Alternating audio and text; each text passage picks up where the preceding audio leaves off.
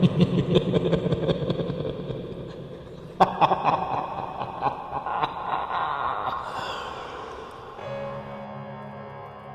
used to live at the House of 1,000 Stairs in Redlands, California. I lived there for about 10 years off and on with my godparents. They lived there full time. I came on the weekends and during the summer. This place is very active at night. My godsister and I would see the spirits of ghostly nuns walking down the stairs. They would stop to ring the bells in the bell towers and then evaporate into a mist. After a while, we removed the bell that connected to the stairs. There were other spirits as well. Some were pleasant, while other spirits we believed were demons. I think the scariest experience we had was one night when I was sleeping in one of the rooms. I woke up to seeing multiple green lights floating aimlessly around me before disappearing. They had to have been orbs. I remember there was a closet which was slightly open. When I looked at the closet, I noticed the head of a figure peeking out with red eyes. If you've seen the famous Amityville horror picture, that's how it looked to me, except with red eyes, of course. There are tunnels that run under the property, and rooms as well, all made out of dirt. Some of the rooms' doors have been covered over with dirt and rocks, so that you cannot get in. If you stay down there at night, you will see nuns going in and out of these rooms that have been covered over. I'm not sure what the nuns did in this house, but there are many restless spirits here. I also believe this place draws mentally unstable people to it. While we lived there, on multiple occasions, we had to call the police because people would break into the property, knocking at our door, telling us the spirits told them to come here. There are so many stories I could tell you, but it's a very unusual place after a while. My godsister and I would sleep in the game room next to our parents' room because we were too scared to stay in our room. That's about all I'm willing to share for now, but I hope you enjoyed these stories.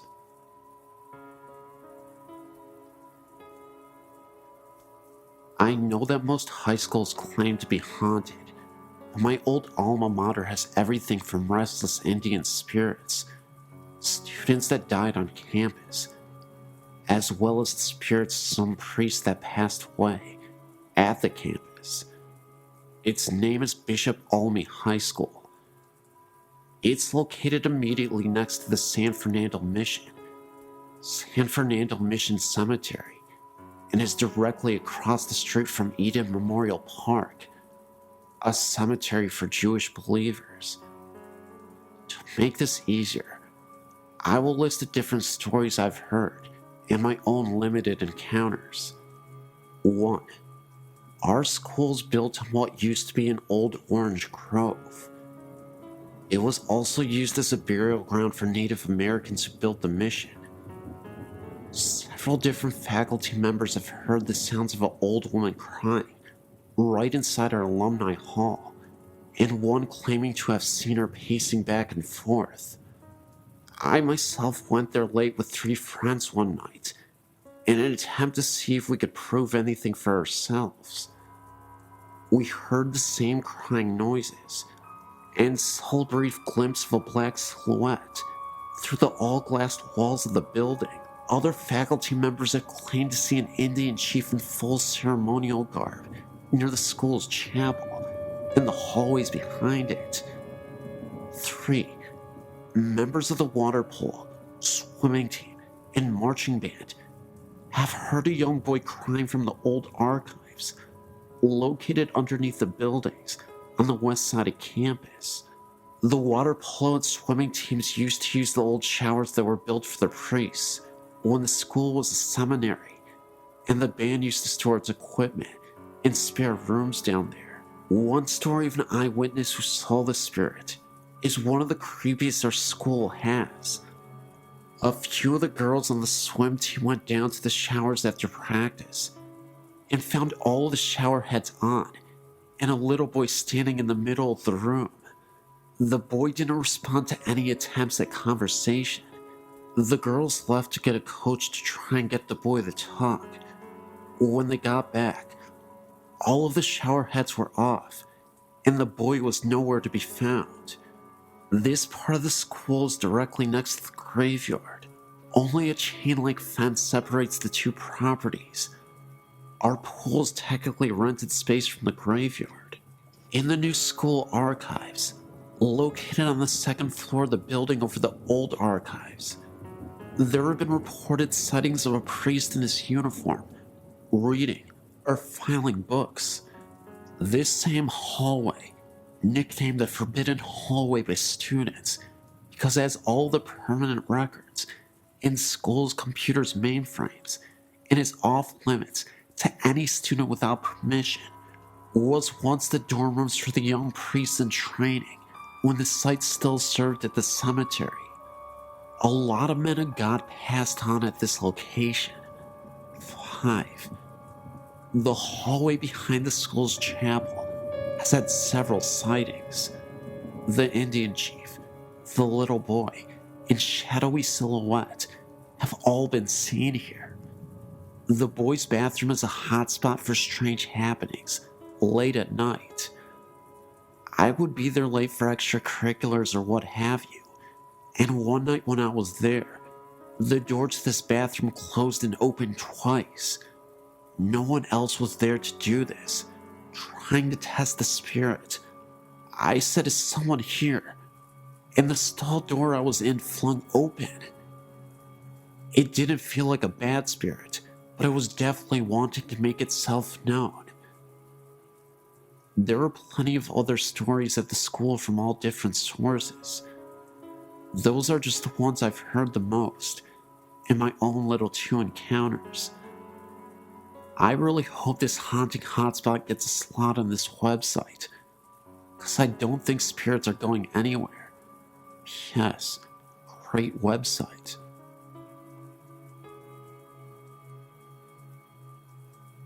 When I was a little girl, about 4 or 5 years old, I remember this clearly as if it happened yesterday.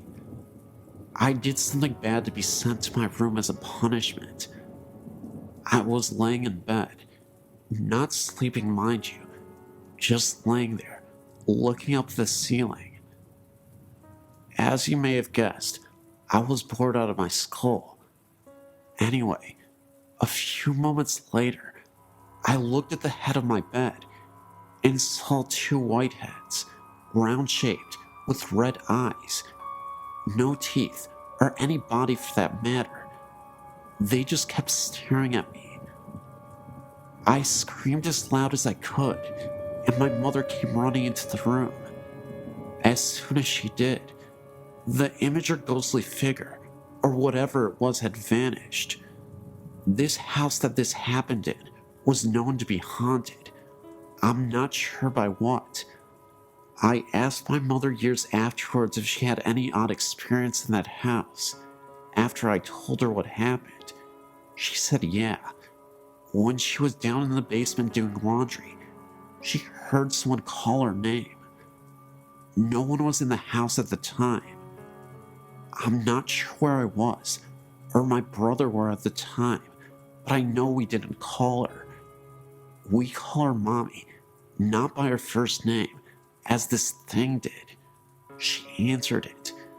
Now, as I recall, if something unknown calls out your name and you answer it, isn't that an invite?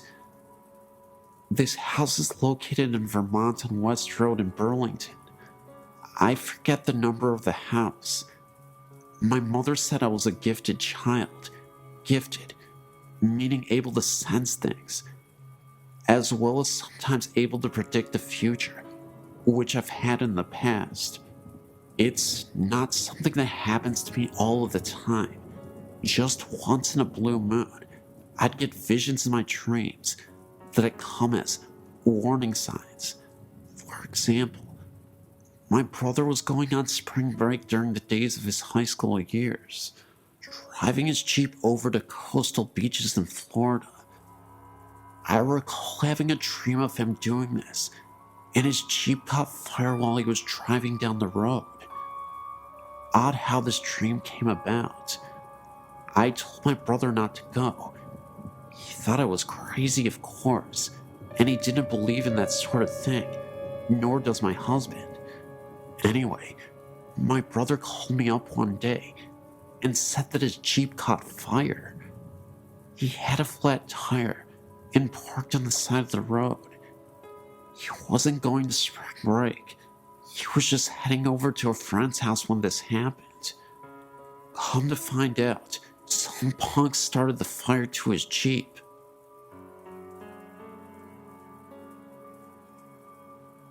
In 1977, my friend and I were driving on Old Pleasanton Road during the night. We were heading south when we came upon a woman wearing a black wedding dress. All she was doing was standing there, not moving an inch. We decided to pull over to see if she needed assistance, but didn't go too close, in case it could have been an ambush. No response from the woman. We didn't see that she had a vehicle anywhere around. It was beyond sketch, so we ended up not helping the woman out and continued to drive down the road. As we were driving down the road, we could have sworn we saw the lady through my rearview mirror. She was following us. The only difference was, she was not walking. She was floating towards us. This was after we had driven a mile from where we originally saw her, and there was no way she could have caught up with us in time. Within seconds, the lady disappeared, and she was nowhere in sight. We had to stop the car on the side of the road to gather ourselves, because it almost felt like something out of a movie. When I got home, I told my grandma what happened to us, and she was stunned just like I was. A week after this incident, around the same time period, I received a phone call that my friend was found murdered with a knife through his heart at the same location where we spotted the lady a week ago. My grandma told me that it could have been death coming for him. I still tremble at the thought of reliving all that happened that dark night in 1977.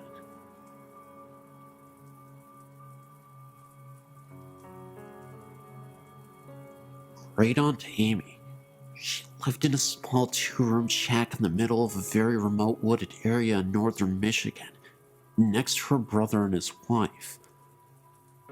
I remember her writing to me in the mid-60s and telling me they had a road name and a sign now. My younger sister and I loved going there to visit. We would walk in the woods and explore an old cabin and trailer in the woods north of them. They lived very primitively, an outhouse with magazines for toilet paper, and slaughtered their own pigs and cows. There was a great green apple tree down the road, and we always stopped to get our pickings before heading home. One time, we heard a weird noise, and my mother told us to hurry up and get in the car. We had to get going. It was a bear calling for her cub, and we were downwind. Mom feared we may have been between the mother bear and her cub. Whenever we went to visit, we went to see the uncle and his wife first, then Great Aunt Amy.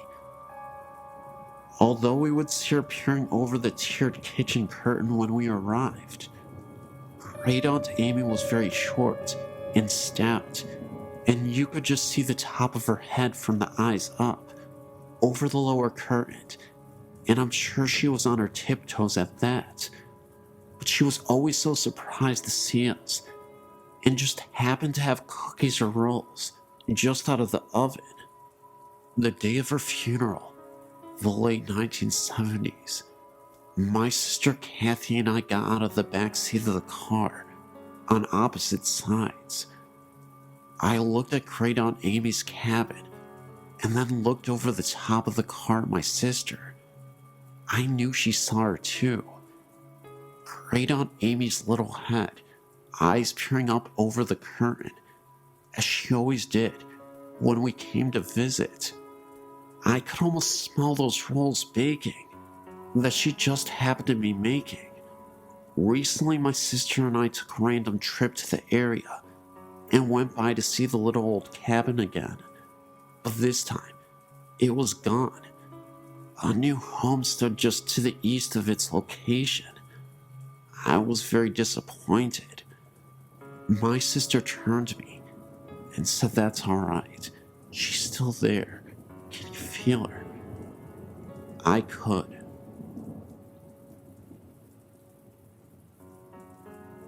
My father remarried 3 years ago, and when we moved into his wife's house, I began experiencing paranormal things.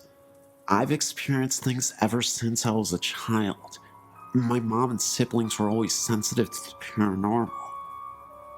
My siblings were pretty used to it, but I'd never seen anything significant until we moved into our new home. It started slowly. I couldn't sleep well at night and had been hearing bangs. I dismissed it all at first as being in new surroundings, but it continued. My sister moved in, and we began sharing stories about things we had heard in the house. They were matching up pretty well. One night I was laying in bed, and I heard hand slams against my window and slide down it.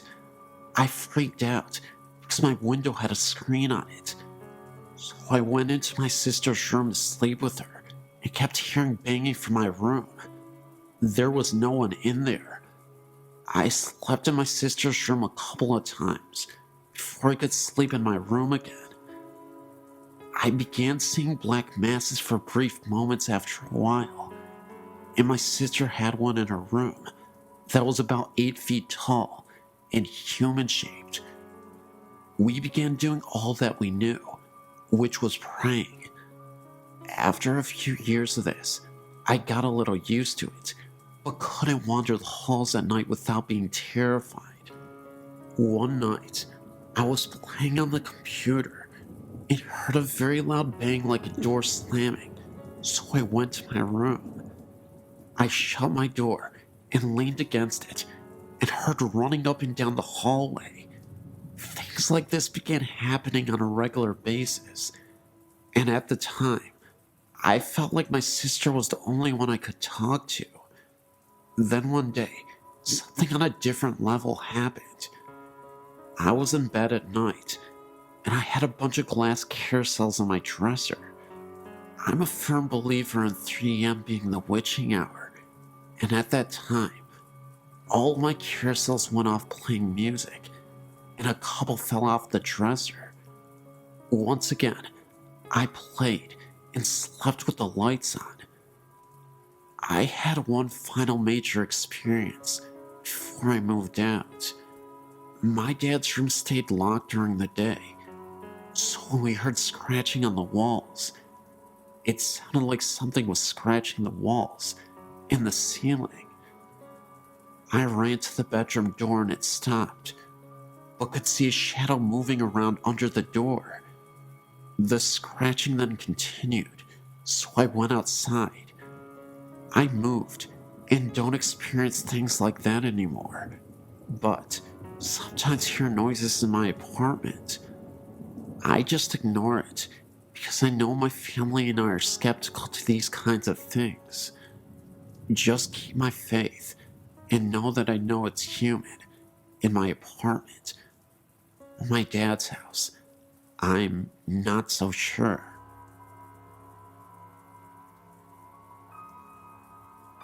This happened to my mother's uncle in the 50s. Her aunt and uncle were coming back to San Antonio, Texas, on Highway 87 when their car broke down during the night. Uncle Steve went walking during the midnight hour to get help before he told my aunt to lock all the doors. She did just that. About 3 a.m., 3 men in a car stopped to help her. They told her that they would help her, but she told them that her husband had gone to get help, and he might be coming back. So, the men told her that they will leave, and they were going to leave her some food in a brown paper bag, which they left on the hood of her car. Hours after she thought about the food in the bag, but she was too scared to get out of the car. Soon, a highway trooper arrived. She told them that her car broke, and her husband had gone and never returned.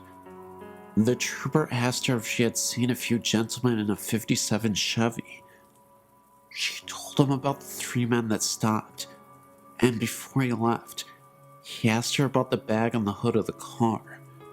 She told him that the men left her some food, in case she would get hungry. The officer grabbed the bag and peeked in it, and out of the bag, her husband's head came out. She has not been the same ever since then. Welcome to the wonderful world of PhantomOfDarkness, and as a taste, I've rewarded you guys with this video. Hope you sincerely enjoyed it. Please don't forget to like the video and share the video. Obviously, I say that all the time because it helps with the algorithm, helps my videos get in the search, and so you guys can really enjoy it, and so you can introduce other people to this channel who may like ghost stories like this. I threw in that last story, by the way. It wasn't a ghost story, but it was a horror story that I thought would nicely wrap up this video, so you guys get one non-ghost story for the first time ever on this channel, probably. But anyway, guys, thank you so much for tuning in. Really, in the comment section below, let me know which story you like the most.